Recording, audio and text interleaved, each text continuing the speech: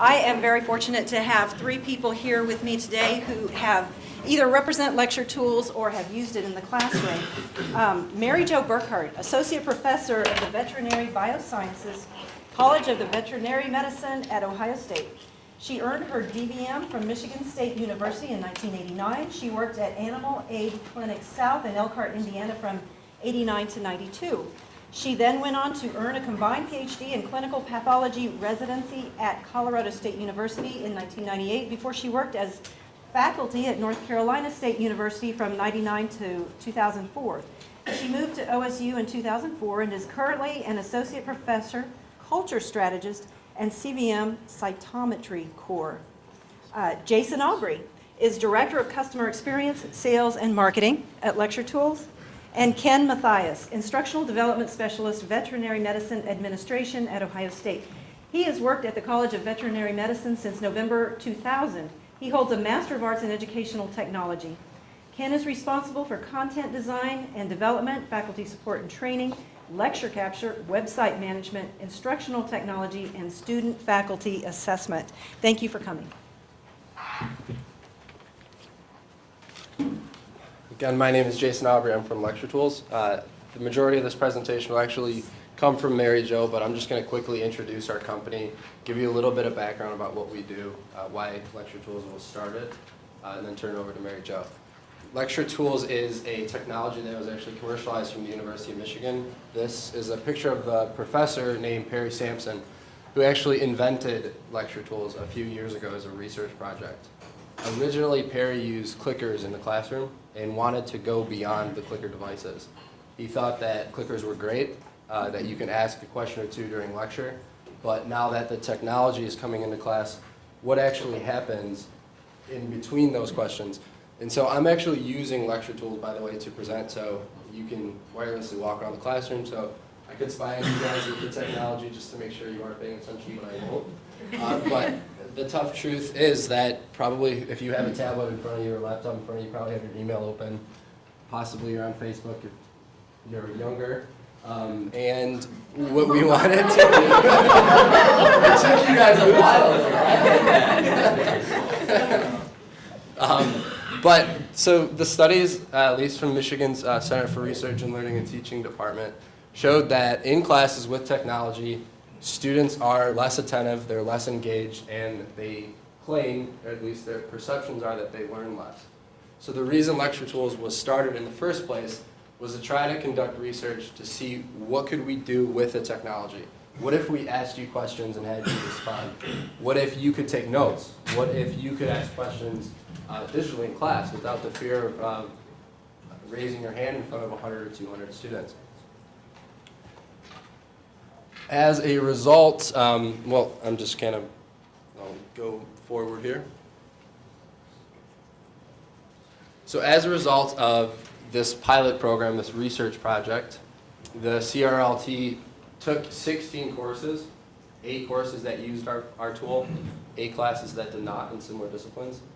In the courses that did use LectureTools, the students claimed that they were 21% more engaged as a result of the technology in the classroom. They learned 13% more, and their attentiveness was increased by 12%. Because of these findings, the University of Michigan funded LectureTools as well as the National Science Foundation. So the company is a startup company. The research has been around for a few years, but the product has been in market since September. We're now being used at roughly 15 campuses, and the list is growing. We're projecting to be at about 100 in September. Really quickly, before Mary Jo, real quick, I want to show just a really quick product overview of our product.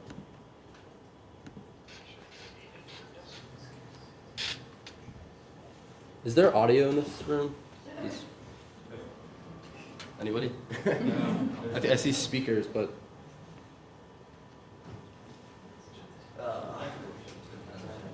well, let's see. Maybe I'm not showing this video. Unplug this and see if it goes up to the other speaker. Try that. That sounded like it worked.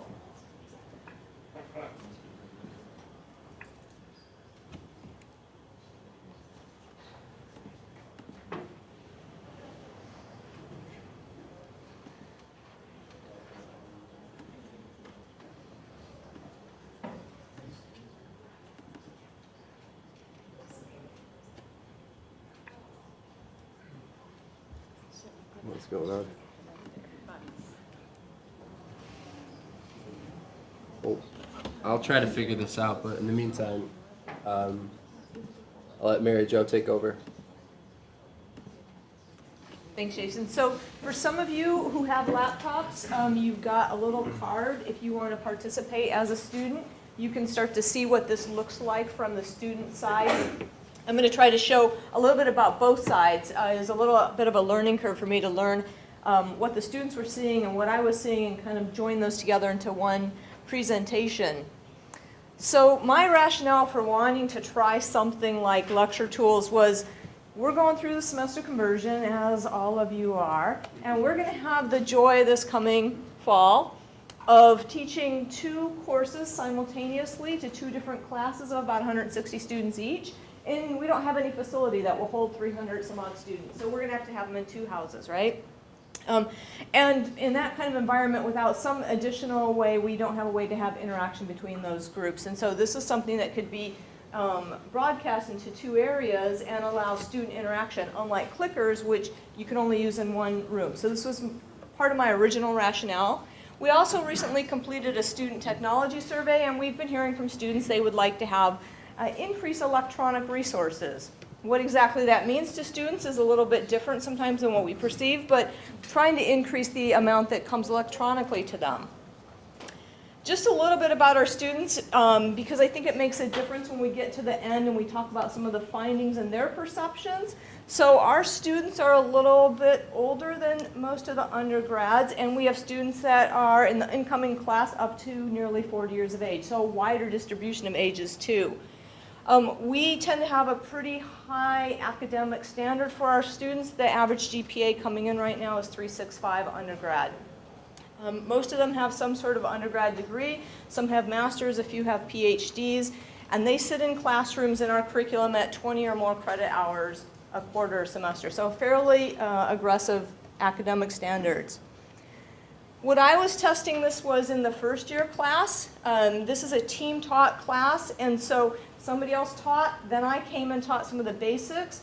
They taught again, then I came back with cases and interpretation. It is in the second part that I used the pilot. I would have loved to use it on the first part, but the opportunity to use it came down the night before I was starting my teaching, and I said the first part. So I just went ahead and did the traditional form for the first half, and I used LectureTools for the second half, and then I thought I'd ask the students what they thought.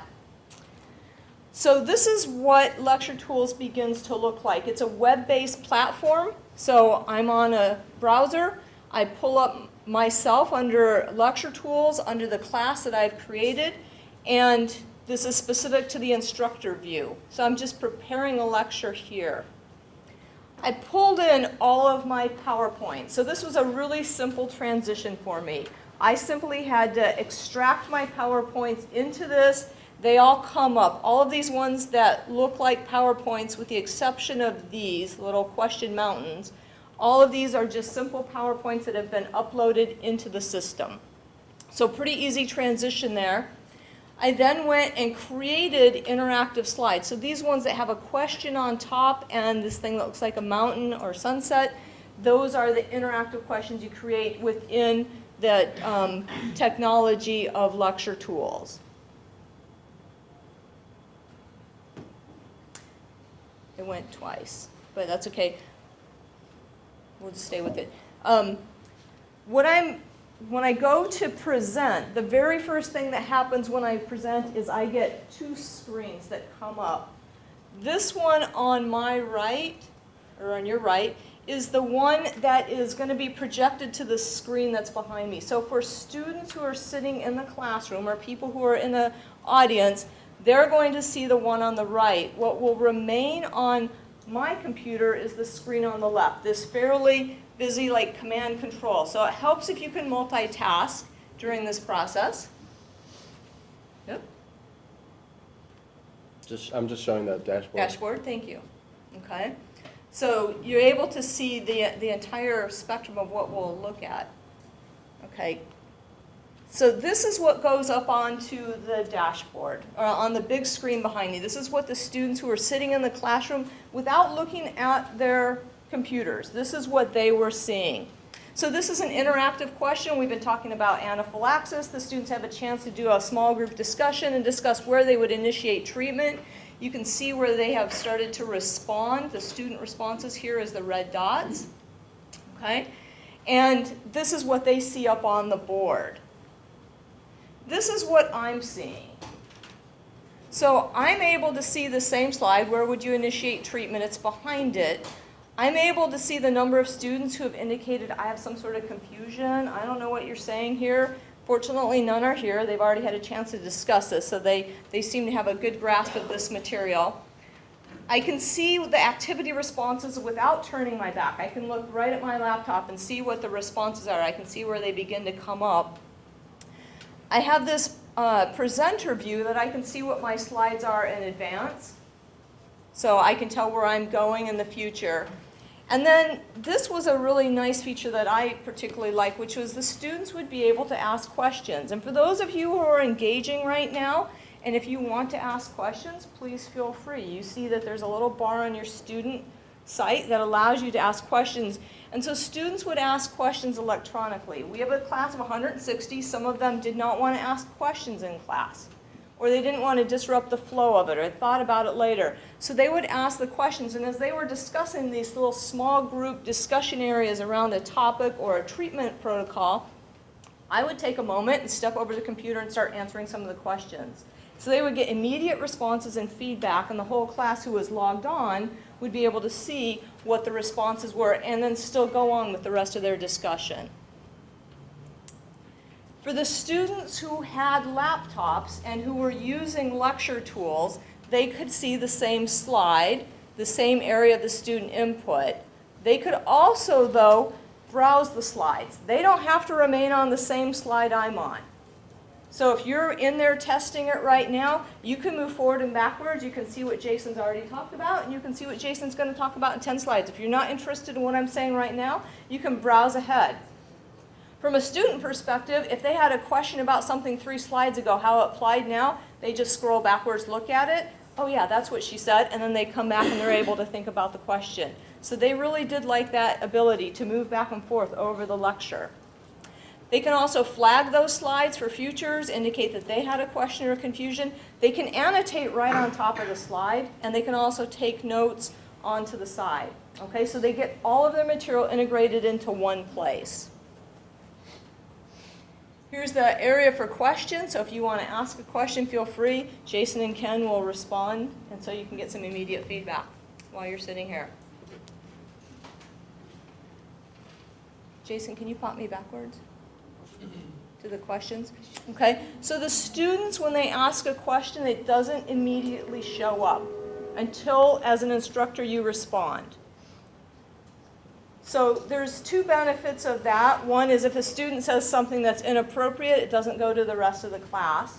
Secondly, you do get a chance to think about it. You're seeing the questions as they're coming in, and I can even, without writing a response, I can look and say, oh, there was just a question around how you have to cross-link a mast cell before you get a response. Let's talk about it. There seems to be some confusion on that. So I could address it right then, even if I didn't have a chance to type it in. But I would follow up and type in a response to every single one of those questions, because the students can then go back afterwards and they have it as part of that lecture. Here were the questions that were asked, here were the responses, and they were able to go back and forth between. Sorry, can you get here? The one that says assess, thanks. So there was another button up at the top, prepared, presented. There's this assess button, and I didn't use all the features of this that are possible. You can take attendance, you can do quizzes through it. I simply looked at a couple of areas of assessment to find out how often the students who were on LectureTools used the ability to ask questions, to have and answer the interactive slides, or to mark confusion. And I'm only just going to show you a snapshot. So the student names do come up off to the side. Obviously, for confidentiality reasons, I've just hidden those out. Here's a couple of lectures. These are the students who asked questions on these lecture times. These were the questions that were interactive questions that they responded to. Who responded? You can also have, did they get it right or not? Okay, so there's a whole nother grid pulled down as to how they got it right. So if you want to use this as a quiz-based format, you can.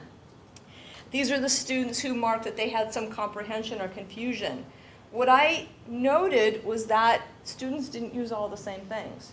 Even though a student was on, some of these students, you can see some of the bars are completely blank. Students only took notes and used it for their own purposes. Some students answered a lot of the questions. Some students asked a lot of questions, and they did seem to use this variably. So it's student-specific, how they use this technology. At the end of the class, I asked the students if they would complete an informal, anonymous survey and give me some feedback as to how this went. We have 162 students in this class. There was 33 students who signed up to use this pilot program, so 20% of the class.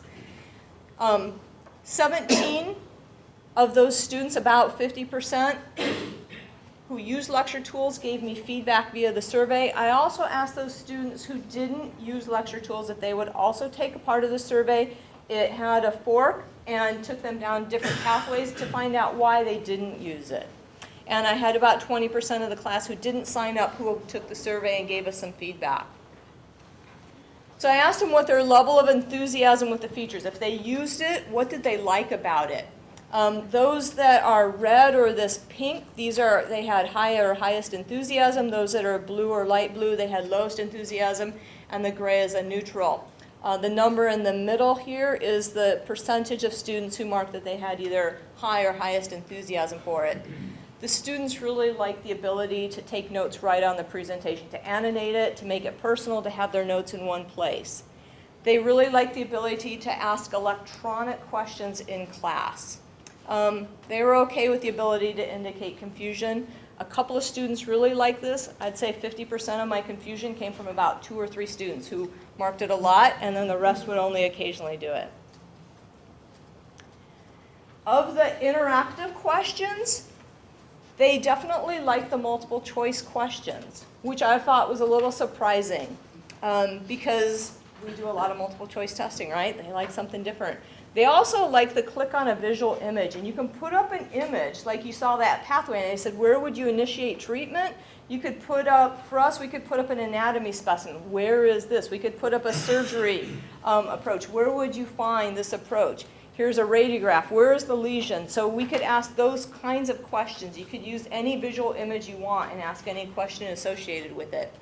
They also like that. We also had the ability to ask free text questions. So I would ask them some question around a case or a process that we had just discussed. I'd say discuss this as a small group and come back and enter some text around this.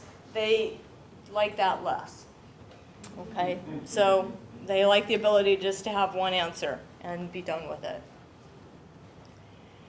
82% of those who were surveyed supported that we investigate this further. They liked it. The remainder were neutral. There was nobody who said we didn't like this, who had the opportunity to use it. Here's some comments from the students. I wish all my classes had this. They did note it was not synchronized or optimized for tablets. So we had a couple of students who brought tablets in and weren't able to get it to work well. Somebody said it might be more advantageous for distance learning. Several of them said I like the option of being able to take the notes with my slides. They noted it was overall positive. They liked the ability to give immediate feedback to me as to what was working and what wasn't working in their class. Those who didn't use it, 85% said I didn't want to bring my laptop to class. Some noted some theft issues.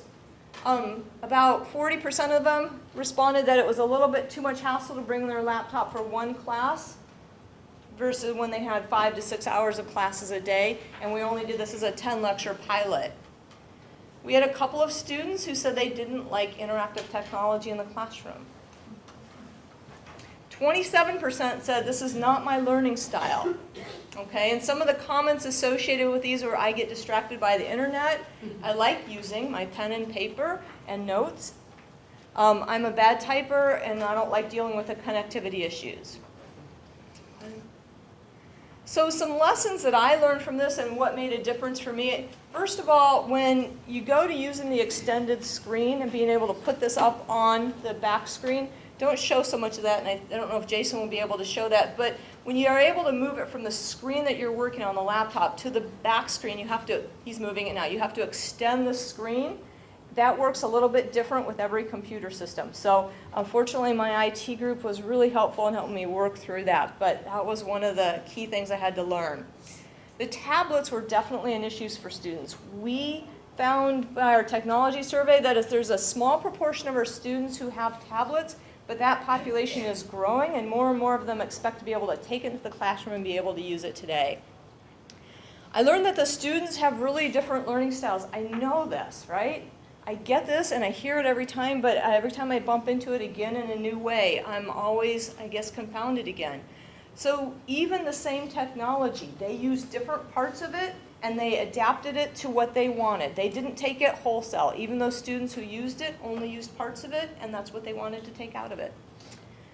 From my perspective, the most useful part was the question asked. So seeing those questions come up allowed me to change my lecture midpoint and just say, there's definitely some questions or confusions around this. Let's talk about it, and let's readdress that area. For the students, the two things that seemed to be the most useful were, one, having integrated material, everything in the same spot. And the second is what I call, they were able to induce an instructor response. So they either hit, there's confusion, or they asked questions and they got a response back from me. And those who came up and talked to me about this said they really liked being able to kind of engage me, interrupt my flow of thought, and get me to respond to the questions that they had in the class. So, back to Jason. I want to see if I can get this video to play. What if a team of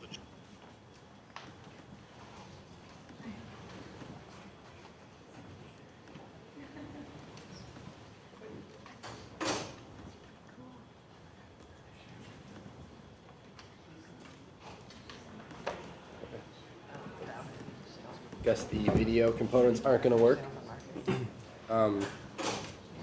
So are there any questions up until this point? I only have a few more slides to talk about some of that, kind of specifically addressing some. Go ahead.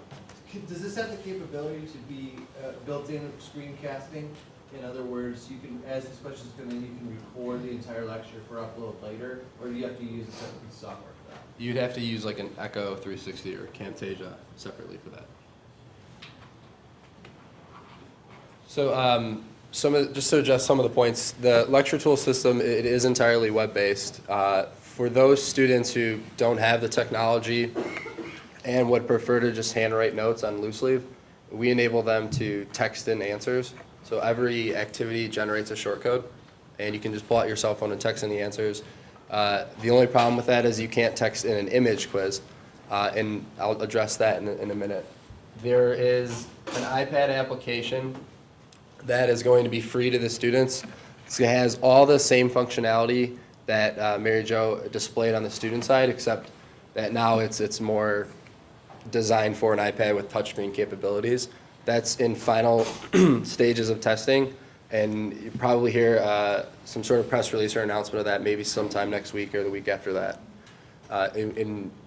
Well, I'll talk more about the tablets soon. So the technology is capable of being used on all the browsers. If you have Internet Explorer, it works on 9 and above. It works on Firefox, Safari, and Chrome. Some of the advantages of having web-based technology is that we can provide instant updates. So I think as Mary Jo went through her course, we probably updated the software a few times, and a few things here and there made it a little easier to use. And we can do that overnight without anyone really noticing the system changed. And for students, they can access the materials, their notes, anywhere, anytime, via any device. And they are also able to print out those slides along with the activities and the notes. They're also able to save those materials as a PDF. Are they, when you say they're accessible, are they disability accessible? We're not fully 508 compliant at this point. A lot of the technology can be identified just by clicking Alt, the tab buttons, and the screen reader will read that to you. But there are some things that we need to work on. in terms of LectureTools as a company and what type of support we offer to our users, we offer phone support from 8 to 5. We have email support 24/7. There's 5 individuals in our company that get instant alerts straight to their cell phones. And so we have a company policy that we reply within 5 minutes to try to understand the issue. We conduct monthly webinars, we have blogs, we do case studies. We try to inform users about how individuals like Mary Jo are using the software, how someone might be using it, let's say in a distance learning capacity, and in other ways to get the most usefulness out of the technology. And we do one-on-one trainings anytime. So if you ever have a question, if you want a live tutorial online, we have several people that can get in touch with you, and we can do screen share.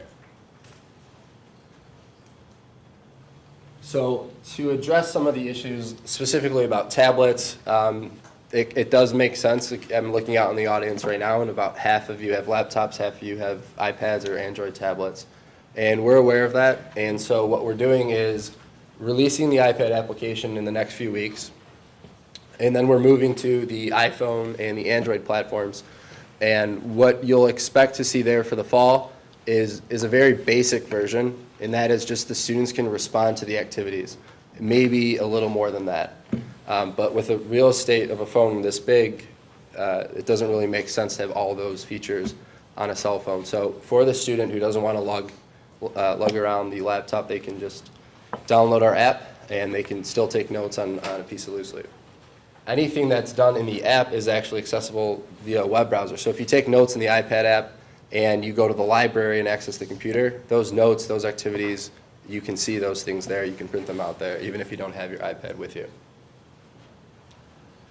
On the right, this is an image of more of what we call social features. And so one of the most requested features on the student side was the ability to have a mini feed. So they want to follow questions. They want to follow some of their classmates, so every time they ask a question, they get alerted. They want to have these questions become threaded. So for instance, if a question was posed to an instructor and the instructor gave a response, there still might be some misunderstanding there. So students wanted to comment on the answers. And again, that's what we mean by threaded. And we are currently piloting a e-textbook platform. So LectureTools has a second product, which I won't get into today, but that's essentially an e-textbook reader. Has all the same functionality as a lot of what you see on the market. The exception is that hopefully by winter, and maybe even this fall, we're going to have an integrated system. So what you saw today on the student side was you had slides, you had notes, you had questions. What we're trying to do is bring in your textbook. So you can search across all those platforms and have everything in one location.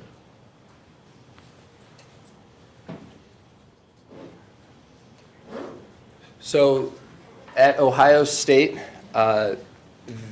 from now until the end of December, there is a free pilot that's going on. And so I want to stress that if you are interested in using LectureTools, now would be a great opportunity to try it out. Use it in 1 or 2 classes, use it throughout the entire semester. This way you can build your curriculum, you can put your content in the system, learn the system and its best uses without having the campus pay for it, without having your students be charged for the LectureTools subscription. And just so you know, eventually that in the winter there will be a cost associated with this, and there are several options. The first option is that it's free for instructors, and the students pay $15 a term, or $25 for a year, or $60 for a 5-year period. That is not a per course fee, it's a time-based fee. And the reason we cost at that was because it's almost exactly equivalent to a clicker. For instance, there are some hidden costs in a clicker. You might buy a clicker for $40, but you actually have to replace 6 batteries a year, which runs you about $8 a year. So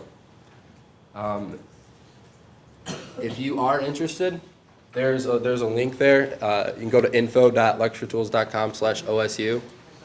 Just fill in the information there, which I'll get that information, and we can hopefully connect and try to understand if you have any questions, if you need any training. I could work with the administrators at Ohio State to let them know who's going to be using LectureTools either this summer or this fall.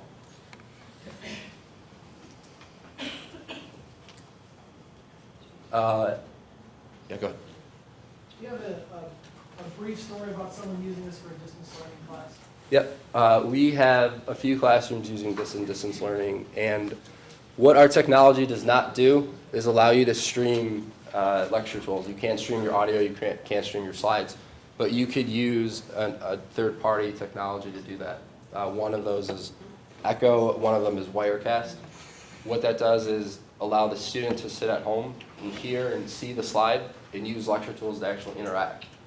Specifically, one example as an instructor is actually having his students create pods on campus, where 10 people would go to a room in a library, and maybe 100 would actually show up face-to-face, and they're streaming the lectures and they're trying to track who got better grades. Is it the pod outside of the class, or is it some of the 100 students inside the face-to-face lecture environment?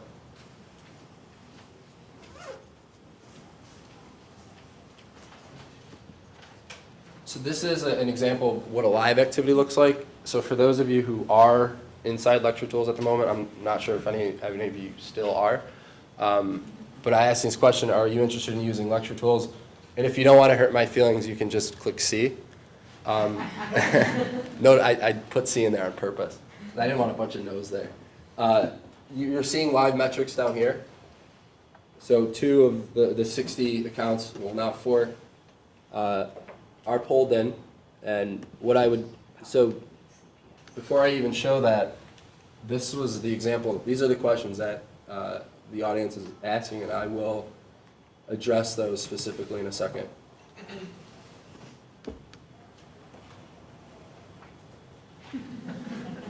You guys are very nice. Who's the one, by the way? I want to take your name. No, I'm just kidding. Oftentimes in LectureTools, this free response question follows a multiple choice question, an image question. And a lot of the times it says, why'd you choose what you chose? So provide more explanation than just A, B, C, or D. And this gives the instructor and the students, I guess, more insight into what the true misconception is. And this is probably the least popular question, as Mary Jo saw, because students don't seem to want to think that much and actually type in sentences. So I'm going to go forward because it doesn't look like anyone's going to reply. Oh, here we go. We have one. I'm afraid to show the results. So it might do more harm than good. Is there an opportunity for that person to actually allow for more reasoning behind that? Maybe it could be a discussion for all of us. I can address that. So I look out on my class, and I have 40, 50 students. So there's not nearly as many laptops staring back at me as I have in the class, right? And there's a lot of students. If you come to the back side of a class, you can see a lot of what they're doing. And it's not at all engaged in whatever your class is, right? And so the risk is that they're going to be doing something else on that. What I'm finding is that they're already doing something else. And so if I give them something more useful to do, then they will ask questions. They will go back and forth and look at things. If they have something in their hands that they can interact with in a technology way and sort of play with, they'll do that. They seem to be more engaged. I actually had other faculty who came and sat in on the class to learn about LectureTools, and so some of them would sit down front, but some sat up with the students, and so they could see a portion of the class, and they said it seemed like they were actually more engaged than what I've seen in other classes by being able to have something that would connect them to the class material. But there is a risk, because if they already have a computer or a pad or something, they're already doing it. I don't know. Maybe it's just my class, but I think that most of them are. I guess one of my essential concerns is I think about a lecture and the content that I hope to get through in the space of that. Already with clickers, there's sort of time that gets set aside for that. And with this degree of, either you do have to stop and answer each question, or you have to ignore the question and the student maybe feels slighted. How you achieve getting through what you need to get through and addressing all those things as they come. So I had to build ambiguity into my lectures. There's no doubt about it. Some time that I might not be able to end or finish out exactly what I thought, what might need to be flexed near the end of that lecture. So allowing some flexibleness in there. I also set up my class purposely that the students engage in anywhere from 3 to 5 on an average class of a couple-minute discussions each time, and it's during that time that I answer some of the questions. Okay, so I actually build it in. I know that they're going to have 3 minutes to talk about that or something, and so then during that time I will answer some of the questions. I'm not both either ignoring them or trying to distract from the rest of the class time. And if it was something that seemed to be a large number of students, I would go back, but if it was just one question around it, I would just leave it as I answered the question, and those who wanted could look it up. We also have some instructors who use it don't open up the dashboard. They'll say you can ask questions, which is a good opportunity for yourself to just say, okay, here's where I was confused, so you don't lose that in the future. The instructor will say, during office hours, I'll get to these questions and answer the ones that are worth answering. Those answered questions are then shared amongst the rest of the students. So there is value to having it work outside of class as well. We've seen some instructors say that the amount of individual emails they get is less, because when you're replying to an email, that response only goes back to that one student. But within LectureTools, that response is now going to the entire class, because chances are someone else had that same misconception. Question? Is there a way to export the assessment data to an Excel file or to upload it seamlessly into Blackboard? At this moment, we can export as a CSV. As soon as what they call LTI 1.1, it's kind of a technical term, is released, which allows vendors to export data straight back into, let's say, Blackboard, then we're able to do that. And I have LTI 1.1 was supposed to be released by now, so that's kind of nothing I can do. What LectureTools can do today is integrate with the Blackboard just to provide a single sign-on, so the students are going there, the instructors are going there to access their materials. There's a question? Is this housed at your institution, or does LectureTools house it? And when I'm assuming the questions that are typed in are saved with the overall presentation. However, as a student, if I make notes or annotations, do I have a unique account that only I have access to those? So the first part was we do all this, the servers, everything is stored in the cloud. And we use a company called Rackspace, which is similar to like an Amazon server company, and they guarantee like 99.99 uptime. To address your second question, yes, every student gets a unique login. And everything they do is saved every second. So at any point they go back in there, all of their notes from whatever lecture it was is in the system. And that's one of the valuable things for students. I was going to show you a student testimonial video, but I don't think I can get the audio to play. But if you can imagine something without LectureTools, a student would have to download all those different PowerPoints. Let's say 20 of them are up at once when they're studying for a midterm. It's not exactly the easiest way to find what you're looking for. But with LectureTools, you're a lot more organized. So your notes are associated with your slides. You can access lecture to lecture pretty much instantaneously, and you can search across those contents. So, question? Okay, and a question back there? Yeah, And then you. I've never seen any technology in my classes except where it's going to fail. Like, what are the, if the server, like, has the server ever crashed? Do you have a backup plan when you're teaching? I have it as a PowerPoint, so my backup plan is that. And there has been one time in the classroom where everything failed. All of the technology went down one day, so the computer system I couldn't even use my PowerPoint. Fortunately, we were talking about cases. I had actually posted my PowerPoint to the Carmen ahead of time, and I said, pull yours out, because we're just talking. So worst case scenario, we just talked, and it seemed to work okay. Question? What happens with after the 2-term or the 5-year mark with the student access to the existing material, if they would want to preserve it, and or the flip side of that, if the educator stops using the tool but wants access to it, what happens with that data? We don't ever, once the content's there and you sign up for a course, if you go 10 years later, it's still there. what we do is if your subscription ends, you simply can't add new courses. And your second question again was? Just the educator side, the same idea. If I'm an educator and I'm using it, and then I sort of stop using it, but want access to old material. Yeah, it's always there. And even an educator can add new courses, because it's always free for the instructor. They wouldn't necessarily be getting new students in the system. And just so you know, if you want to take away your content, we give you that ability. We have this button called Publish and Unpublish. When you publish, that's when the students get to see your materials. When you unpublish, you can take away those PowerPoints from the students, but their notes remain, the activities remain unless you actually want to take those away too. And on that note of activities, one of the other things the students like, and I'm just trying to make up for the video that I didn't show, and this is what the students say, is that with LectureTools, you have your questions and answers in the system, whereas with like a clicker, the question, let's say it's a multiple choice question, appears on the projection screen, the student doesn't have that content unless they write it down on a piece of loose leaf. They can't go back and see what were the clicker questions last Wednesday. Question?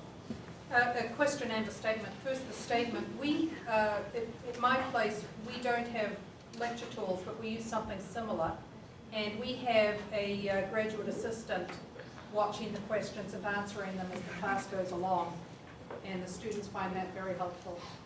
My question is, if a student posts a question, can you identify who that student is? Mm-hmm. Yes, and I warned the students right up front, your name comes associated with the questions. So what the students see is not, at least in the version that I used, I don't know if that's been changed, the students who, the student would see their question, they would know that they posted it, they would see the response. The other students would see the question, they wouldn't see the student name associated with it. I would see the student name with it. So it gave the students that ability to, maybe this is a really stupid question and the rest of the class is going to think, but I need to ask it anyway. So they could ask and be anonymous in that way.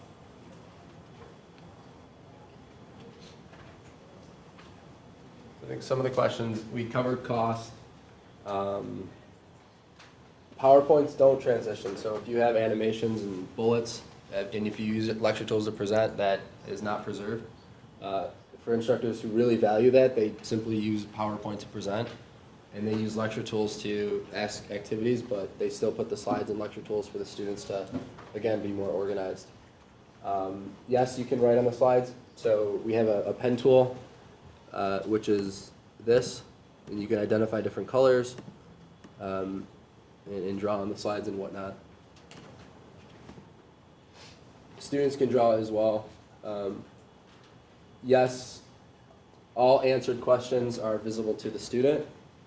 Right now, it doesn't fully work on the iPad, which is why we're releasing an iPad app. Yes, everything is stored. So questions, activities, slides that they mark and confusing, it's all exportable as a CSV. How much of a learning curve for students? The student learning curve is very, very, very minimal. The instructor learning curve, I guess, to be honest, it depends on the instructor. And did you spend? Yeah, I think we covered some of the features.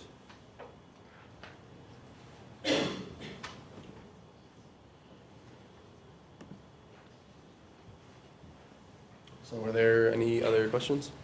Could you answer that last question, like the learning curve for the students? Like, did you dedicate like a half of a class or a class to showing the students how to use that and how to interact? I sent them out an email, said, those of you who want to sign up, here's the link to it. And those who used it said it was super intuitive. For me, the learning curve was probably one 30 to 45-minute session online with Jason. So we did a screen share, and he walked me through a couple of the basics. And once I saw, oh yeah, that's what you do, it was easy. So really, it was really easy. This is, there's no audio, so I can go through it, but this is our iPad app. So you can see the slides are there. You can use your finger to browse through the slides and select some of the slides. This slide is a multiple choice, or this was an image. So now you're using your finger to identify a spot on the image, and then you, of course, submit that response to the instructor. You have the ability, again, to navigate from lecture to lecture, pull up different content. This is a multiple choice activity.